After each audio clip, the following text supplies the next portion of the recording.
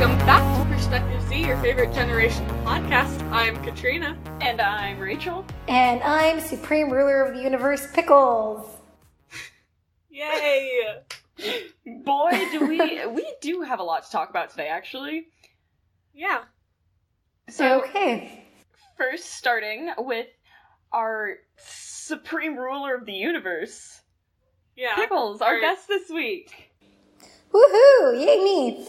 Okay, what can I do for you? Well, we wanted to talk about Hanukkah. Okay. And a birdie told me that you know something about Hanukkah. I actually do, because believe it or not, I am Jewish, and I celebrate Hanukkah. Okay, good. We picked the right guest. There are like two Yes. Supreme Rulers of the Universe on Skype, and I was just making sure we got the right one. You did. And I'm going to have to find those 8 others and, bump them off Take one them by down. one. That sounds, slightly illegal. I never said it was illegal. That's okay. A little jail time never hurt anybody. I guess you're right there. Alright, before we get into Hanukkah, do you want to introduce yourself to the people that may not know you as well as we do? Sure. I'm awesome, just generally speaking. I'm on the Discord, which is how Rachel and Kidsy know me. And yeah, pretty much all you need to know is that I'm awesome. All right. Alright. Yeah. So, before we get too far into the Hanukkah talk, do we want to talk about our favorite things and favorite songs of the week? Sure, I'm good with it. All right. Pickles, as our guest of honor, do you want to go ahead and start us out with your favorite thing this week? My favorite thing, sure. Well, I did quite a bit of, actually, technically it was a bit of last week, but I did a lot of baking with my husband, which was really, really fun. We hosted a Hanukkah party, and he made fresh homemade pita, which is actually pretty cool. Oh, wow. That's awesome. That sounds amazing. I think she Yeah, it was- wins. She wins, yeah. And I made poutine, but it wasn't as exciting as the pita. Nice. That's still really cool. Yeah. Yeah, it's a lot of fun. I like to bake, I just don't do it often enough. And when you do bake, you just burn yourself a lot. I get injured a lot, okay? It happens. I'm clumsy. I think we must be related. I've got, more bruises and actual skin. Same. Kidsy, what's... Rachel, what? We both started talking. Wow. I'll go first. My favorite Alright. thing this week is naps. That I is hear that. great. Yeah, I feel that. Especially since finals are coming up for us, and it's stressful. Well, Oh, yeah, I hear. especially because I got told on Monday that I have a final on Friday. It's Wednesday as of recording this, so I am stressing out for that because my school doesn't do finals until January. And Wow. so it was out of the blue that you Yeah. heard that. Yeah. But you know what? Naps just melt the stress away. Keep me with I this actu- youthful glow. I'm actually not really good at napping. I can only do it when I'm really zonked out of my mind, but I can't just take a nap randomly during the day. It's not gonna happen. That's unfortunate. I envy you, I know. Kidsy, what's your favorite thing this week? My favorite thing this week is Christmas tree cutting, because that's what I did this last weekend, and it was really fun, and now we have our Christmas tree all decorated, and it's very well decorated, if I do say myself. But Oh, wow. That's pretty quick for decorating, no? Doesn't it usually take a while? It can take a while if you space it out. A lot of people do space it out, but since it's so late in the season, we cut it down on Saturday, and we spent Sunday, basically decorating. So, yeah. My tree doesn't have any decorations on it because the dog will eat them. That's fair. It's a bear tree this year. Any way to do the top half and not the bottom half? The problem is there's a chair near the tree, and she can get up on the chair and then choose on the tree there. Remove the tree. Remove the chair. Whoops.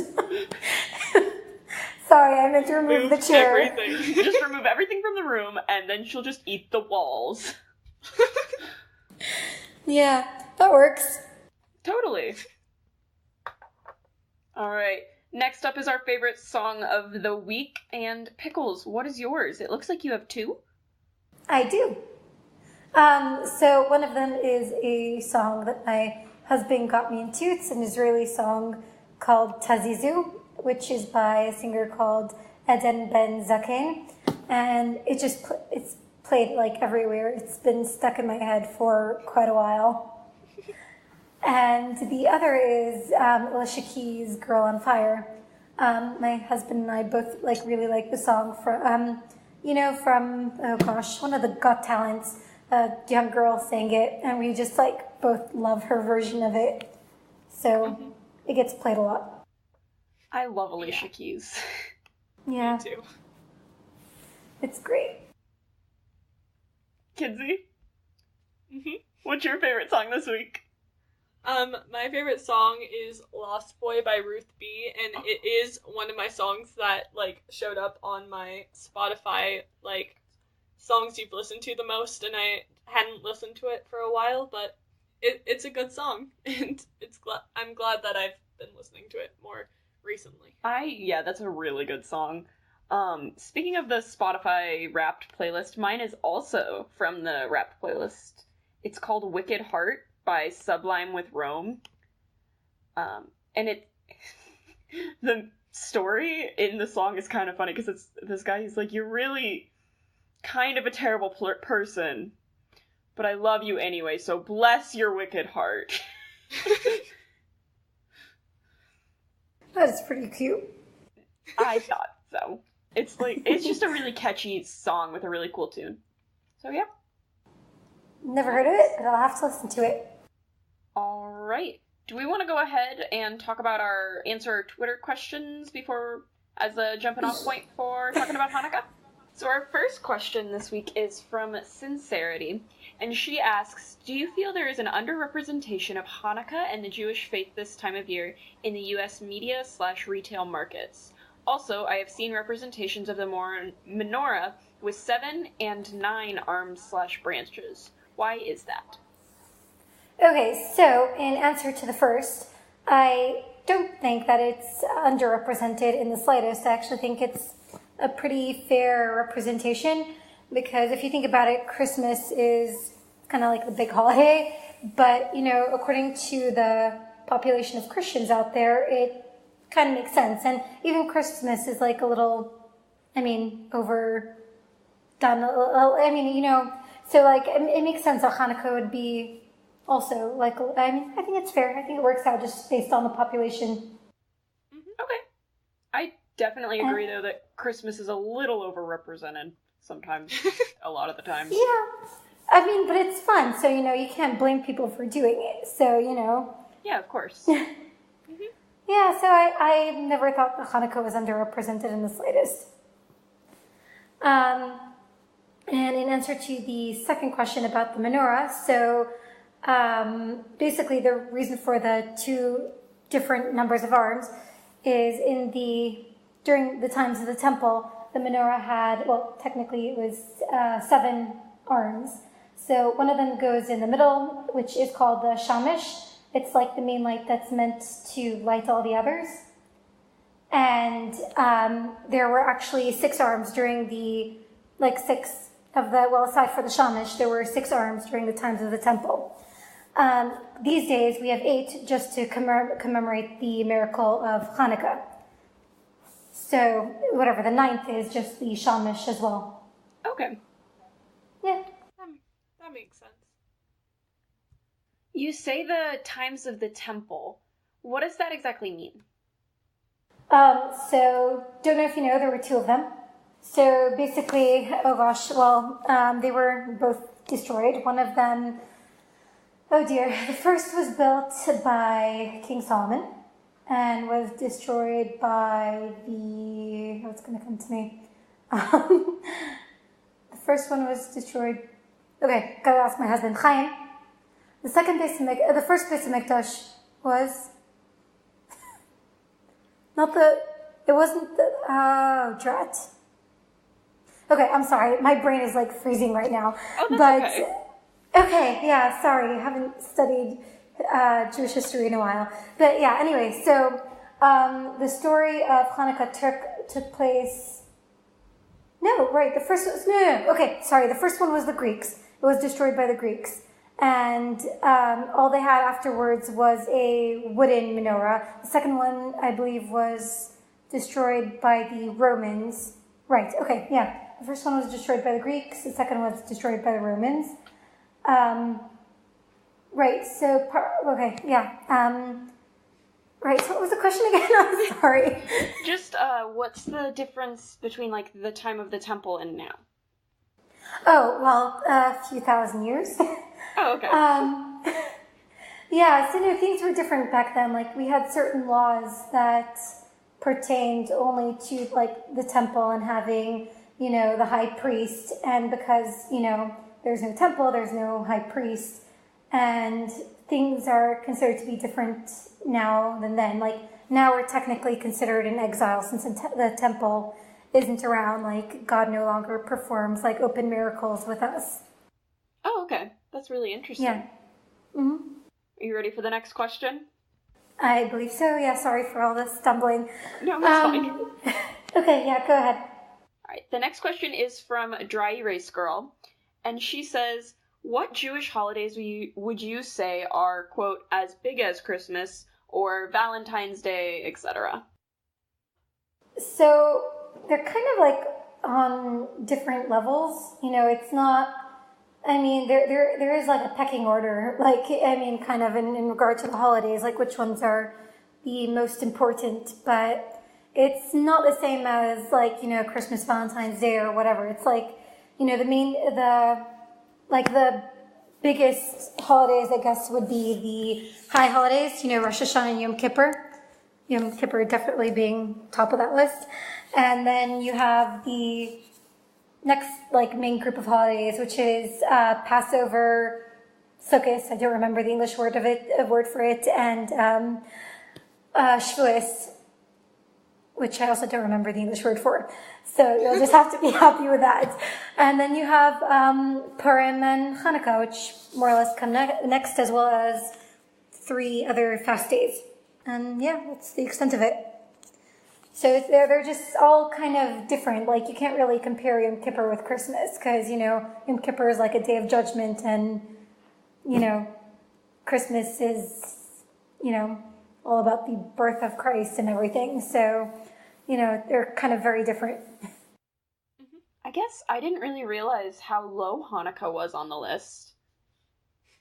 Yeah, because both Purim and Hanukkah are not actually, it's not in the Torah. Oh, interesting. Their holiday is like made by, rabbis of old, because they felt, there was a need for it. So like the other ones, like there are actually like laws in the Torah, like regarding what you can and can't do on those holidays.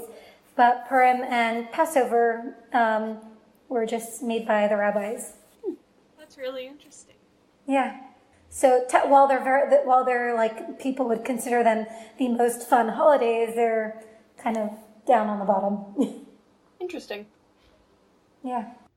So I have attended a Hanukkah dinner with one of my friends who is Jewish. Kidsy, have you done much with the Jewish faith? I haven't really. I know the basis of it. I know what it's celebrating, but I've never been to, a Jewish Hanukkah dinner or anything like that. So I was wondering if you could tell us kind of the story of Hanukkah. Okay, it's a bit of a long story, but I'll give you a condensed version. So, basically the Greeks took over, they kind of, took over the Jewish people. They ransacked the temple, and Jews were taken as prisoners, and well, whatever. They had made a bunch of laws too, like beforehand, after they were enslaved, that Jews weren't allowed to, I think, keep Shabbos. They weren't allowed to circumcise their sons, and there was one more thing which I don't remember. I'll have to look it up. I'll get back to you on that one. And whatever, basically the Jews were more or less oppressed. So the Maccabim, which was a family of 6 sons, if I'm not mistaken, all incredibly strong men, decided that our religion specifically was being oppressed and something had to be done for it. There are actually very strict laws when it comes to war. You're not, by Jews, you're not allowed to start a war for no good reason, and whatever. There are very strict laws about wars. So in this case, it's they were allowed to because they were allowed to wage war against the Greeks because of the fact that it was our religion being oppressed, and it's considered like a war for the soul. So they had many long battles in which they fought against the Greeks and ended up winning. But the big miracle of Hanukkah was when the Greeks ransacked the temple. They destroyed more or less everything, and what was needed to light the menorah to have for the Beis Hamikdash is the Hebrew word for the temple. So in order to light the menorah, you needed a very, very pure olive oil. So it's made from, I think, the first drop or the first 2 drops from an olive. And beyond that, you can't use it anymore. It's no longer considered the purest form of olive oil. So, yeah, they were placed in these special sealed jars that these sealed jars showed that it was actually the purest form. And they, everyone was looking through the ruins of the temple trying to find some sort of pure form of oil to use, and it would have taken 8 days till they were able to create a new jar of fresh olive oil. Especially, if you think about it, only getting 1 or 2 drops out of an olive is going to take a while to be able to fill up, 7 candles on the menorah. So the big miracle of Hanukkah was that they managed to find, part of the miracle was they've managed to find a sealed jar of the pure olive oil, and it really was only enough to light for 1 day. So the miracle was that it actually lasted for 8, the time that it took to be able to replenish the olive oil. Oh, wow. And yeah, the end. That's really interesting. Yeah, not the best storyteller, sorry, but yeah, that was it. It's, I think that's really interesting. I think that's really interesting. Yeah, it's probably, in my opinion, a more interesting story than a baby was born. I don't know if there's more. I'm assuming there's more to it than just that, is there? There is, but it can very easily be summarized as a baby is born. Oh, okay. Yeah, so, basically the main thing about Hanukkah was just that, there wasn't, the oil, miraculously lasted for 8 days when it really only should have lasted for 1. The science part of my brain is, trying to figure out. Yeah, it's not gonna happen. No, it's definitely not. Yeah. No. Unless it's self-cloning olive oil, I don't know. Is that a thing? I don't know, maybe we'll make it one. Call up someone. We've got a business idea for you. Never-ending olive oil. Well, yeah, that would really reduce the prices on olive oil, wouldn't it? Yeah. Isn't olive oil the more one of the more expensive oils anyway? Yeah, I think the most expensive one. Actually, no, maybe nut oils are more. Not sure. I feel like avocado oil might have it beat. Oh, didn't even think of avocado oil. There's avocado oil? There is avocado oil. My mother is a huge fan of it. I've never tried it. I've seen it in stores. Is it actually good? I think it tastes like any other oil. Or you don't really see a difference? I don't see much of a difference, honestly. I mean, I taste the difference between like olive oil and just regular vegetable oil, but never really tried many others, so I don't know. We need to have there should be like an oil tasting. There's wine tasting. I want to taste some oils, some fine oils. Mm-hmm. You'll try a dish like fried in different oils, and you'll have to like taste the difference, smell the bouquet. Yes. Kidsy, do you have any questions? Not right now. Like, I feel like I've been familiar with the story because my parents are very interested in the history of other cultures and religions and stuff, so they've told me a lot of the basis of this, but, like, I also think it's really interesting because, like, in today's society, I can't, like, imagine having to rely on oil for, like, lighting, but I think it's really cool that it lasted for so long. Yeah. Oh, you actually reminded me what the third thing was that they weren't allowed to do. It was to learn Torah. The Jews weren't allowed to learn Torah. I was going to ask you if you knew the reason for playing dreidel on Hanukkah. I was actually going to ask you what the reason for playing dreidel on Hanukkah was. All right, so here we go. So the reason for playing dreidel was, the Jews obviously weren't going to stop learning Torah, even though, their lives were at risk for doing so. So the children would learn in caves with their teachers, and as soon, they would have someone keeping an eye out for the Greeks. And whenever someone came, they would quickly, put away their, what's the English word for svarim? Whatever, holy books. And they would take out these tops to play with. They would pretend they were just kids having fun in school. So, because of the, it was what they all did, just to pretend they weren't learning. Oh, wow. Mm-hmm. So, I'm assuming you know about the letters on the dreidel, or no? I have played dreidel several times, and I actually have a dreidel, but I can't remember just off the top of my head what all of them are. I know there's Nun. Gimel. I'm legitimately looking around. I can't remember where I put my dreidel.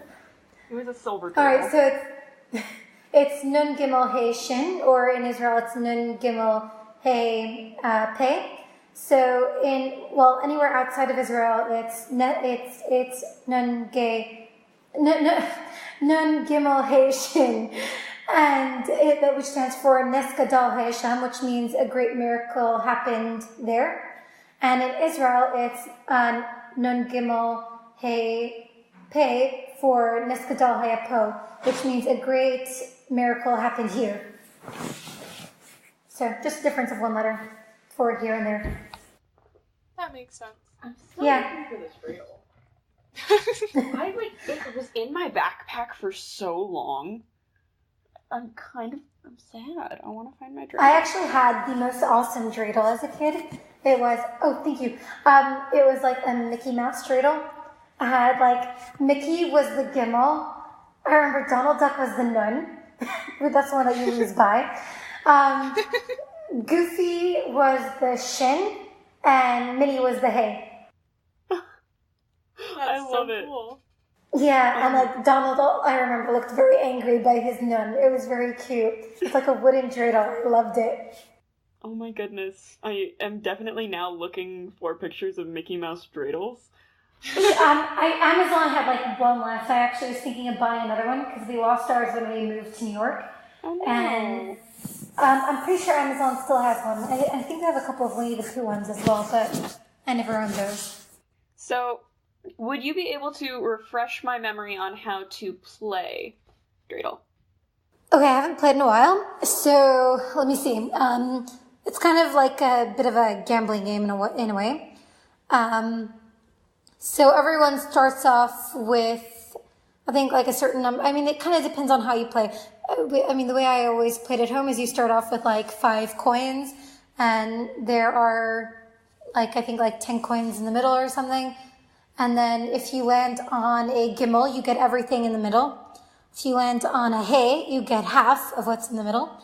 If you land on a shin, you have to give away half. You have to put half your money into the pile. And if you land on a nun, either you have to put all your money in or you don't get anything. I don't remember which. Okay. I think when I played it, nun was like nothing happened. I haven't played it in years. Like my grandfather was like kind of against gambling, so he didn't like it when we played. So I don't really remember. Now that would make sense that your grandfather would be against children gambling. Yeah. It is kind of an interesting game to have children play. Yeah, well actually some people like they won't play it with actual money because actually if I'm not mistaken, gambling is like one of the things Jews are not allowed to do or something like that. So most people will play.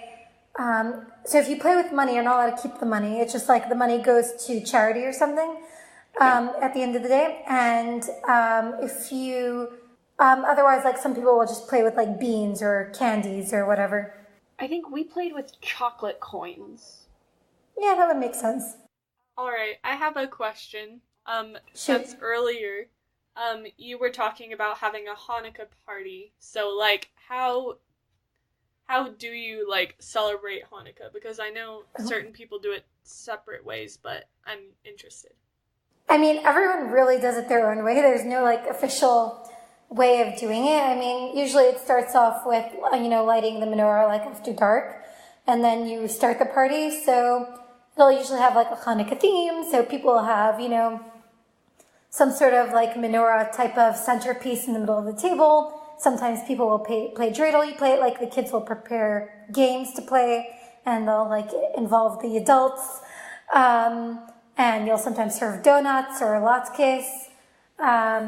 What else? Usually then like relatives will, give their children, nieces, nephews, depending on the situation, Hanukkah geld, which is money for Hanukkah. And depending on the family, you sometimes get gifts. Like, they really vary. But yeah, the parties are usually big. You serve a lot of food. Everyone goes home nice and stuffed. Yeah. It's just fun. It's like a family time. Like, it's pretty normal to have, like, a couple of parties. Some people have, like, a party a night, which is pretty normal. Oh, wow. That's a lot of parties. Yeah, well, for some newlyweds, they get invited to host a party and nobody invites them. Oh, no. Oh, no. Yes, I know. It's very, very upsetting, but we made our own, so it was okay. That's good. Yeah. So, I know we have, like, Christmas carols. Are there any songs you sing during Hanukkah? Yeah, it's mostly by the actual candle lighting. The kids will sing them all day long regardless, but, I haven't seen them this year, and my nephews last year would sing dreidel, dreidel, like, nonstop for the entire Hanukkah. So I'm sure that's your favorite song. No, it's not. So right after you light the candles, there's, there's like this thing that you read, but most people sing it out, called Ma'oz Tur, which, just talks about the miracle, more or less. So there's one standard tune. I'm not going to sing, unfortunately, because I would probably burst your eardrums. But yeah, my singing is like worse than a siren's. Like people will gladly smash into like some rocks rather than hear me sing. So there's this one standard tune that most people sing. In my family, we actually have like one specific tune that like more or less only runs in our family, and which I happen to think is nice. I like being different, you know. And actually, as a kid, I didn't know that there was like really only one standard song that everyone sings. So it made me feel extra special to know that we have a very nice one of our own. That's good. Yeah. Yeah, and then there are a bunch of like Yiddish songs that like the kids are taught as well. You know, just songs actually in Yiddish. Like there's one song about talking about a latke. And latke is the fried potato, right? Thing. Yeah. And my father makes the best. Trust me, he's tried. Sorry. What's it called? Yeah, he's played around with several recipes, and he really makes the best. And I'm totally not biased here. Definitely not. Never. You ever tried a potato latke before, or not really? I actually have last year at the Hanukkah party I went to. I have cool. not, on the other hand. They're not too difficult to make. You should really try them. I agree. And they're good. I know that my brother is a potato enthusiast, so once he listens to this, he'll probably be like, "Hey, you should make me some of that." Well, I've never actually tried hash browns, but from what I hear, they're more or less the same thing. I would agree with that. Just a little crispier hash browns. All right. I don't know how I've never tried them, but I never have. That's shocking to me. I know. It's like it's not something you would normally find in like a kosher restaurant. I don't know why. Like you'll see them here and there, but like, you know, I never somehow end up picking an option. Don't know.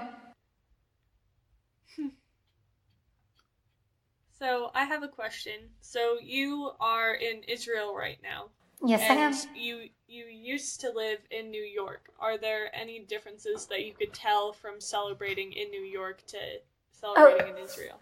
Yeah, that's actually a really good question, and it's actually it's like very cool. Like in New York, like like it's very nice when you see like the menorahs in the window, but like in Israel, people actually have them in the streets.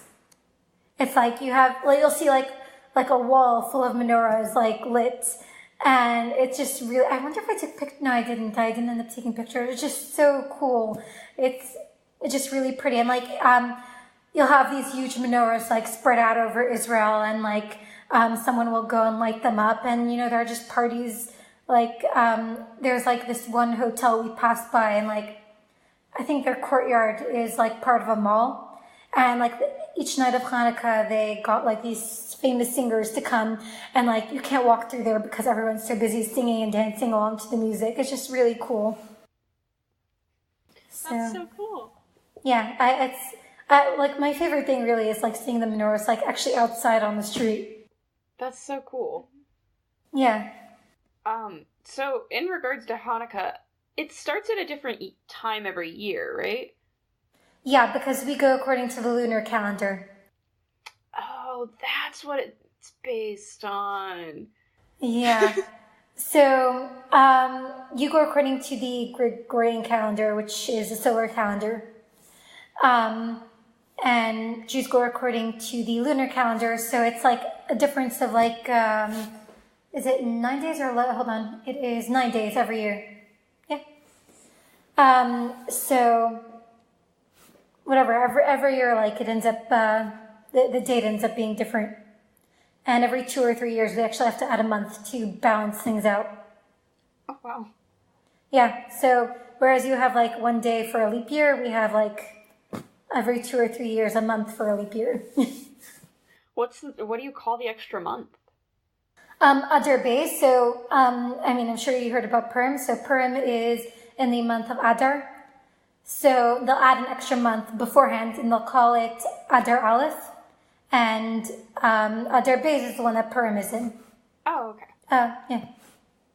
So my dad was actually born in Adar Aleph, which doesn't usually exist. So we tell him he's always much younger than he is. Of course. Yeah, but really, he'd be like a white-haired 16-year-old, which is a little creepy. Just a little. Yeah. I'm just trying to picture that now, and it... My father's had, like, white hair since he was probably, like, 30. So, yeah. So... I don't know, we kids really tortured him, I guess. Apparently. Yeah, you were going to ask something? Yeah, I just wanted to know, why are the colors for Hanukkah, like, blue and white? Oh, that's not a specific thing. It's just because of Israel. It's okay. really flag is blue and white. It's not super official. Fair enough. So I know that every week for you have Shabbos. Mm-hmm. Is that different for Hanukkah? Like, do you do you just different froze. things? Oh. Kids, you froze. Sorry. You're back now. Yeah. Okay. So I know you celebrate Shabbos every Friday night to Saturday night. Mm-hmm. Is that different on Hanukkah? Do you do different things, or is it the same thing? That is actually a really good question. And we kind of do. So you're not actually allowed to light fires on Shabbos. So normally you have to light the menorah after dark. The problem is that dark is already when Shabbos starts. So you're not allowed to light the menorah beforehand. So before Shabbos, you actually have to light the menorah before you light the candles for Shabbos. Yeah. Oh, okay. And then after Shabbos, you just light it after you make Havdalah, which is a ceremony kind of, saying goodbye to Shabbos. Yeah. That is really cool. Mm-hmm. But other than that, on Shabbos itself, nothing major. I mean, like, you'll usually have, like, more family over for Shabbos. It'll be, like, more of, like, a Shabbos party sort of thing. But it's not as, like, blown out as, like, during the week. Yeah. Have you ever been traveling during Hanukkah? I probably have. We'll go with yes. Yeah, actually, no, I have. How would you handle Hanukkah, like lighting the candles? Oh, so you either leave with enough time to, to arrive at your destination to light the candles, or you leave right after you light. I mean, like, really, the best time to light the candles is after it's dark, but you can really light, like, throughout the night. Okay. So, yeah, it doesn't have to be, like, perfectly on time. Like, my husband and I went to a party this week, and we, like, in order to make it on time to the party, we wouldn't be able to light, at the opportune time. So we ended up lighting at, like, midnight when we came back. Oh. Interesting. Yeah. So it's pretty flexible. It's not too difficult to work with. Makes sense. Yeah, although traveling overseas would probably be a bit more complicated. Yeah. I'm trying to... But I suppose you would just plan your travel as accordingly as you could. Yeah. I mean, like, I'm sure if there's some sort of emergency, someone would, like, ask a rabbi and figure out what to do then. Fair enough. Yeah. But most Jews just usually, like, avoid, traveling during problematic times. So, like, most Jews won't travel on a Thursday, on a Thursday night, just in case the flight's delayed or whatever, and they'll end up, arriving after Shabbos sort of thing. Oh, that makes sense. What would the rules be if there was, like, an emergency or something and you had to... would there be any situation where you'd be allowed to travel on Shabbos? Yes, actually. I mean, only in certain emergency situations. Usually if it's to save a life. Okay. You'd be allowed to. I mean, actually, you'd always be allowed to if it's to save a life. We actually this was when we were living in Montreal. We traveled into New York to visit my grandparents. And due to traffic, we ended up being insanely late.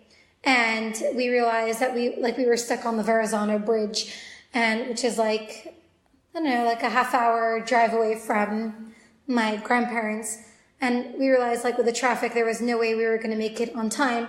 And we called a rabbi, and he said, we can travel, like a few minutes into the Shabbos, because, like, that's still considered okay. But, like, then we'd have to, like, park the car and walk from there. Okay. Yeah, so, like, you're usually given, like, a bit of leeway, but, I mean, you generally, like, Shabbos, like, you'll try to avoid everything as much as possible. Yeah, of course. It's pretty much only to save a life that you can break all rules. So, I remember we were just in a conversation about this week in the Discord, but in New York, there's a separate ambulance system, right? Mm-hmm. It's called Hatzalah. And actually, they have, speaking of Shabbos, they actually have very interesting rules.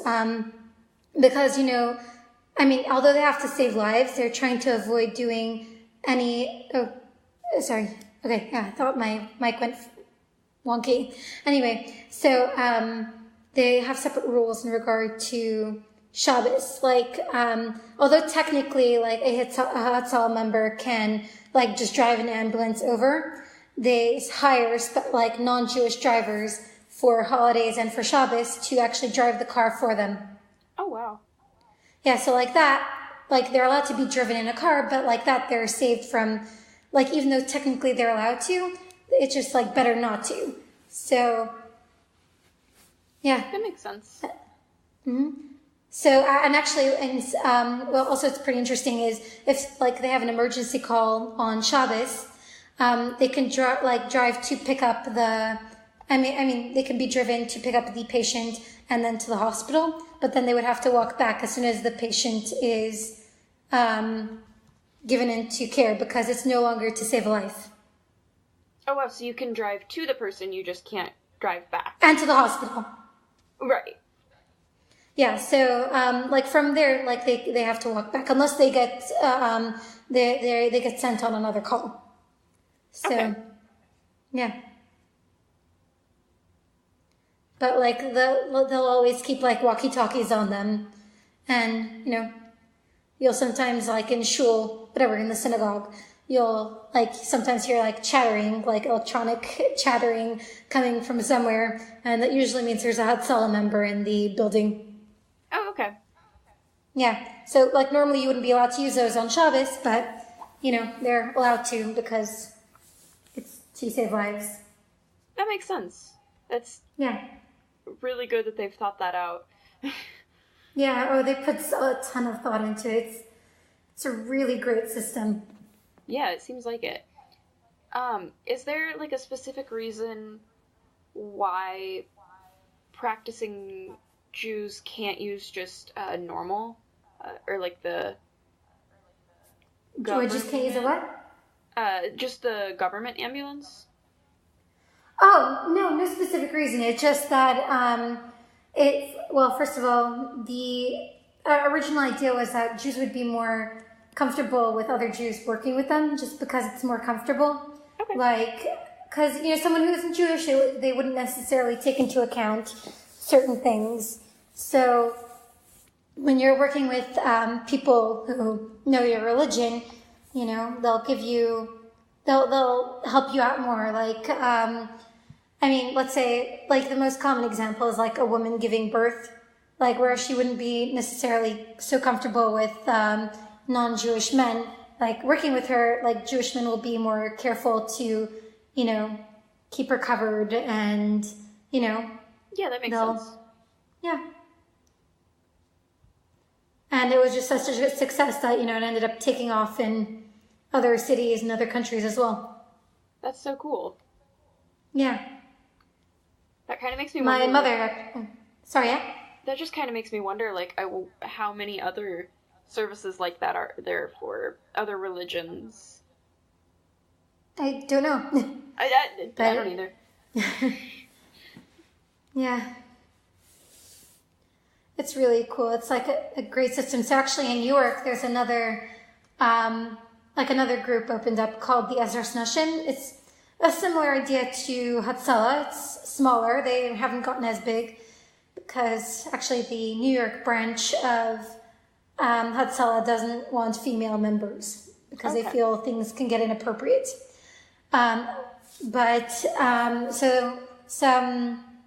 So whatever, a group of women got together to start their own, like, kind of Hatzalah group. Just to, they just felt it would be easier for them to deal with, like, women, specifically, like, women's issues. All right, that makes sense. Yeah. So actually, what I was saying before, my mother was actually a dispatcher for Hatzalah in Montreal. Yeah, so whatever, it's just, like, pretty cool. She used to have, like, certain days that she would work. So she'd be on call, like, the entire day, and she'd have to call ambulances or Hatzalah over for people. Oh, that's so cool. Yeah. Is there, like, a separate number that you call? Or yeah. So, like, whereas, like, you normally you would dial, like, 911, and then, you would request, like, an ambulance or something. Here there's, like, a specific number, which I no longer remember. It's, like, on everybody's fridge. Good. No, but it's, like, on everyone's phone. Like, okay. I have it saved in my contacts, but, I don't actually remember the number. It's, like, I know it ends, like, 1755 or something, but I don't remember what the first 3 digits are. Yeah, oh wait, no, it's 1750. Okay, whatever. Anyway. Yeah, it's actually, they actually opened up another line just to help, they opened another call center. So it just organizes things a bit better. That's fair. Yeah, so, like, everyone has, like, the emergency number, like, either on if they have, like, a landline, it's on the landline, or they have it saved in their contacts, so. Kind of like people with small children usually save, like, the poison control center. Yeah, so, I mean, like, I used to remember it. I mean, if I've had to call it a couple of times, and, I more usually remembered it.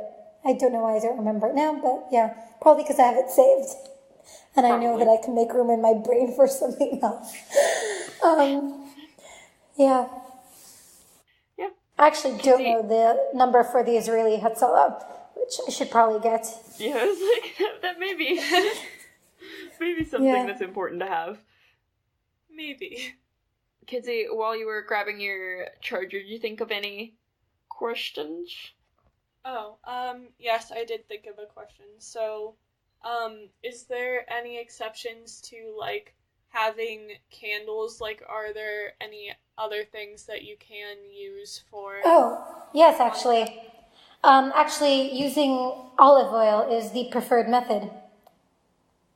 It just candles became commonplace because at some point, like 16, 17, 1800s, Jews were not at their wealthiest, and olive oil is pretty expensive to come by, especially the purest form of olive oil.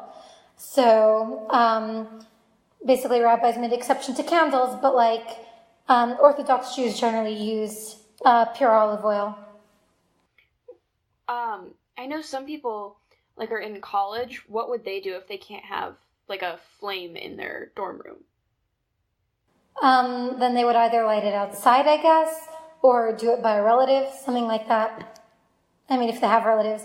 Otherwise, I guess cover up the smoke detector and let's light it anyway.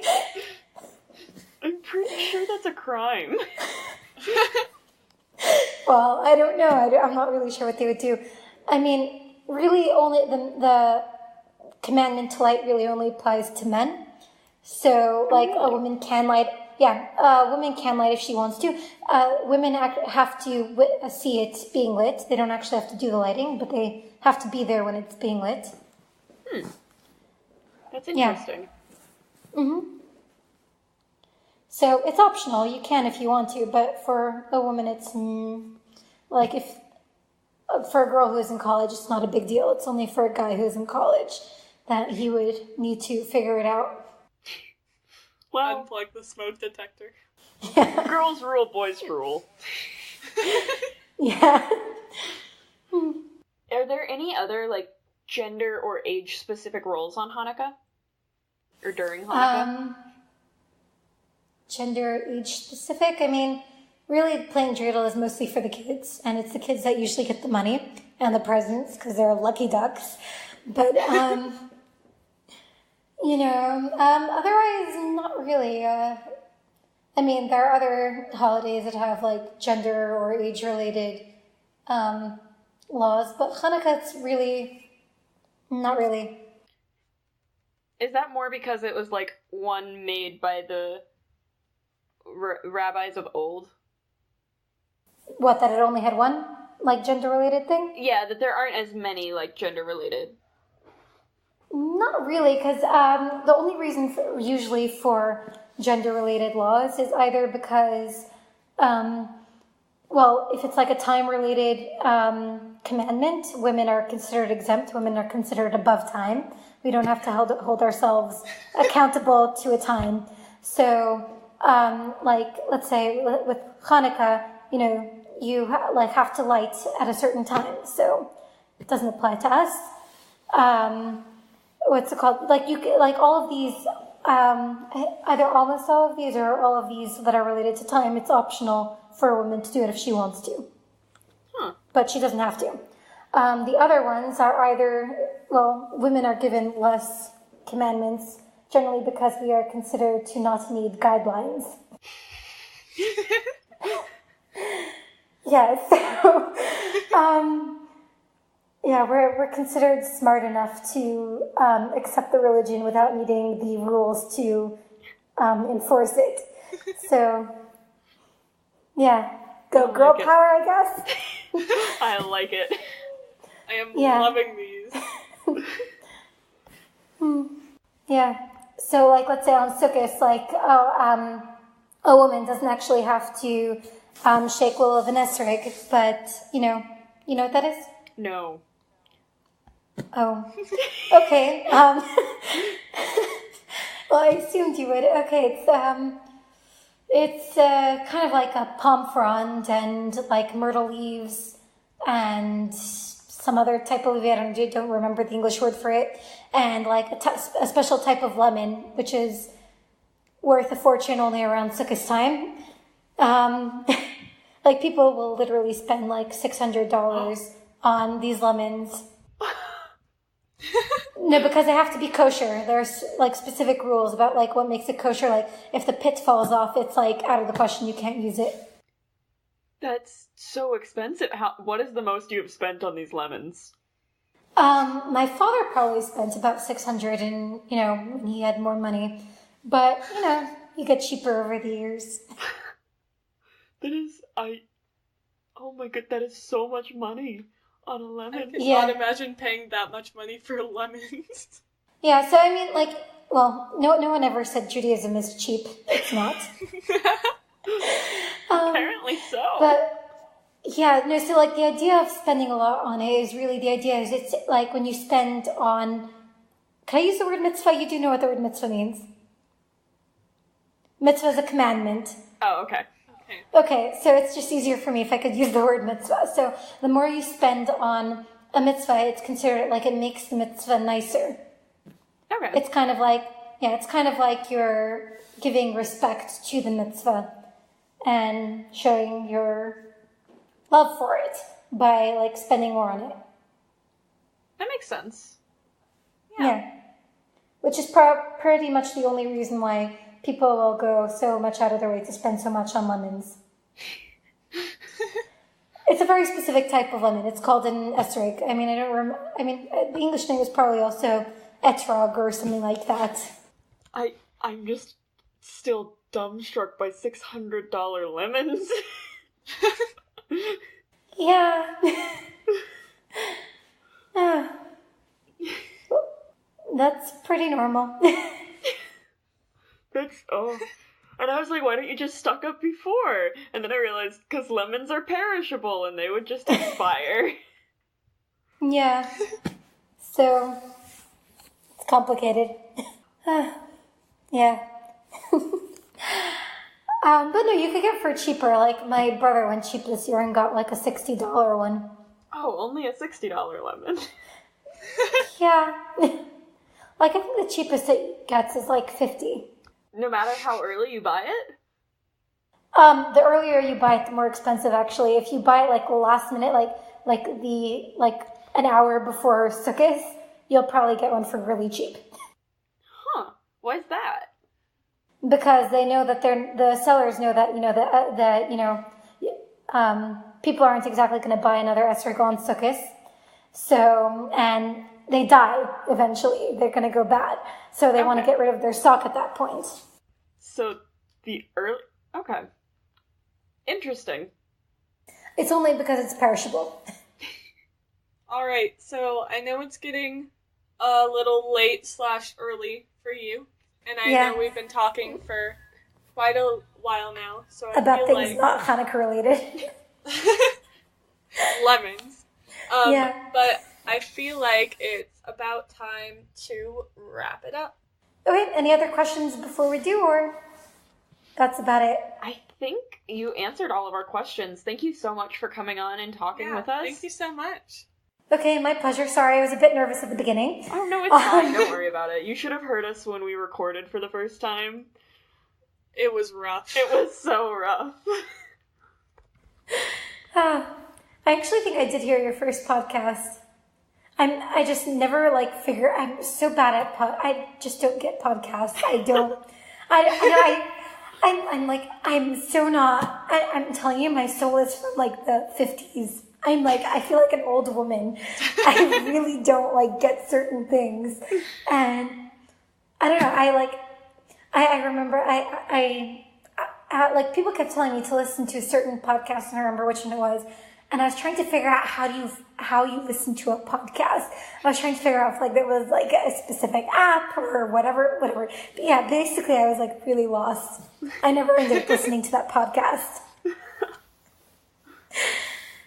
I